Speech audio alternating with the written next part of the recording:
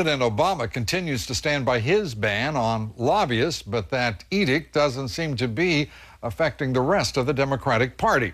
As we hear now from Louise Schiavone, lobbying is alive, prospering, and very well in Washington, D.C.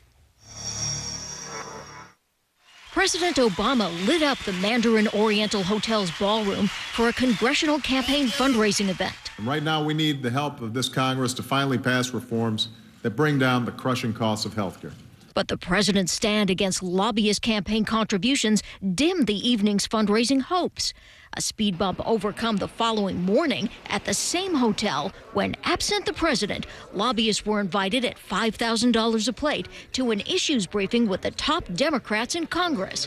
The White House offers no explanation for the disparity between Mr. Obama's stand on lobbyist money and the one taken by most lawmakers. People know where the president stands. Still, says this analyst, I think it is an uncomfortable place for him to be. I mean, I think he was right, absolutely, to understand and to create at least, the impression that the party was not going to be beholden, that his campaign was not going to be beholden to lobbyist money. Figures from the nonpartisan Center for Responsive Politics show the president stands alone on the question. For example, the healthcare industry sector in the first quarter of this year alone has donated $10.4 million in campaign contributions, 63% to Democrats, 37% to Republicans. Lobbyists are still a very critical linchpin in this system. They are marching up to Capitol Hill every day. They are attending the fundraisers every night. Fundraisers are going on every day of the week with them in mind. The Democratic Senatorial Campaign Committee told us, quote, all of our fundraising is done within the bounds of the law and is completely transparent, said the House Democrats Committee.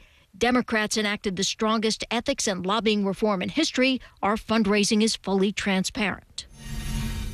House and Senate Republican campaign committees say their standards are the same as the Democrats, while reform advocates say there'd be a lot less mystery if lobbyists were simply required to report officially who they met, what they talked about, and what they paid. Lou?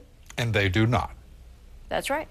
And we should point out that over $3 billion was spent on lobbying last year, and it is very likely that that amount will be exceeded this year.